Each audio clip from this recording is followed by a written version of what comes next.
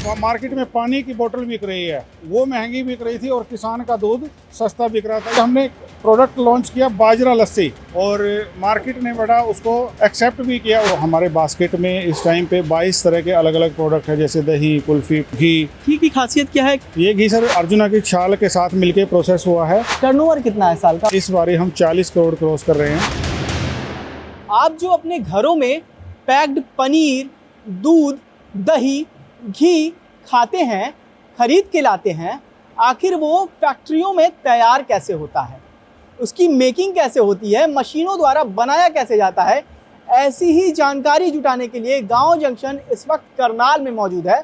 और करनाल में हम एक ऐसे उद्यमी के साथ मौजूद हैं जिन्होंने अपने सफ़र की शुरुआत महज 50 लीटर दूध से प्रोडक्ट बना करके की थी।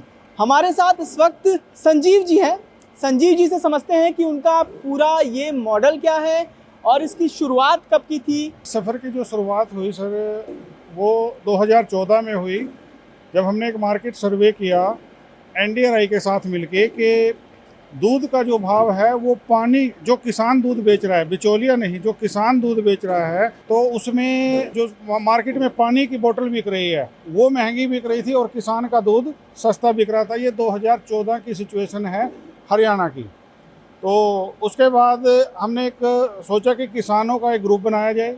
तो 2014 में हमने एक FPO का शुरुआत किया, एक संगठन बनाया जिसमें स्टार्टिंग में 20 मेंबर जुड़े थे। अच्छा। और आज की डेट में अगर कहेंगे तो 300 प्लस हम किसान हैं जो इकट्ठा होकर इस सारे प्रोग्राम को चला रहे हैं। और जो इसकी शुरुआत हुई थी वो 50 लीटर दूध से हुई थी। हमें पता ही नहीं था कि अपने प्रोडक्ट को बेचना कहाँ पे है और वैल्यू एडिशन तो करना बड़े दूर की बात थी। National dairy research institute Karnal में है, हम वहाँ पे गए, वहाँ से हमारी शुरुआत हुई कि हमने प्रोडक्ट लॉन्च किया बाजरा लस्सी और मार्केट ने बड़ा उसको एक्सेप्ट भी किया। उस टाइम पे हमें वहाँ से पता चला कि हमारा जो दूध 30 रुपये लीटर बिचौलिया लेके जा रहा था, हमें उसको वैल्यू एडिशन करके उसकी वैल्यू 80 रुपये लीटर कर दी। तो वहाँ से फिर इंटरेस्ट जागा कि हम कुछ बड़ा करें। हाँ। तो 2016 तक हमने NDRI की इंक्यूबेशन में ही काम किया। उन्हीं के थ्रू एक ट्रेनिंग ली, प्रोसेसिंग सीखी, कैसे प्रोडक्ट लॉन्च करने हैं, कैसे बनाने हैं, तो मार्केटिंग की स्ट्रेटजी सीखी।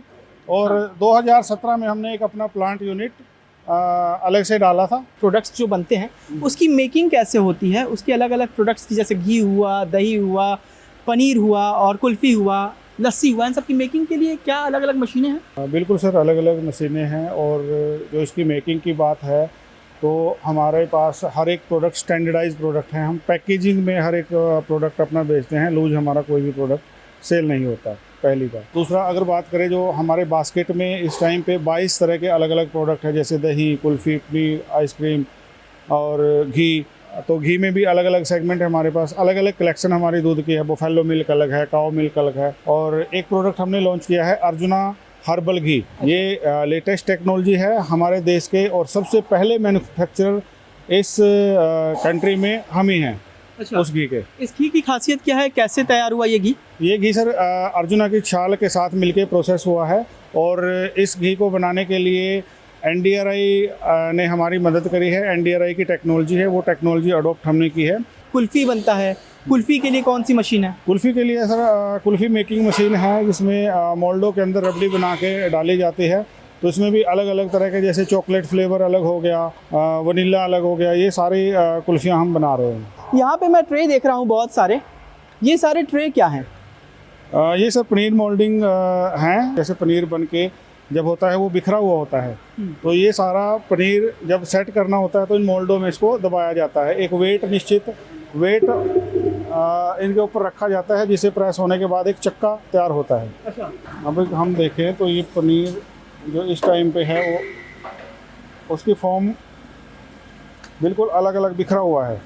तो ये तो मार्केट में कोई खाएगा नहीं, इसको तो कोई पनीर भी नहीं बताएगा। तो इसको मोल्डो के अंदर सेट करने के बाद ही पनीर की शेप दी जाती है अलग अलग। पनीर तैयार करने की तकनीक क्या है, ये कैसे मशीन में क्या क्या चीज़ें डाल करके बनाया आपने? हम जो पनीर के लिए दूध गर्म करते हैं वो PHE से करते हैं। अच्छा। प्लेट हीट एक्सचेंजर इसको बोलते हैं। हाँ।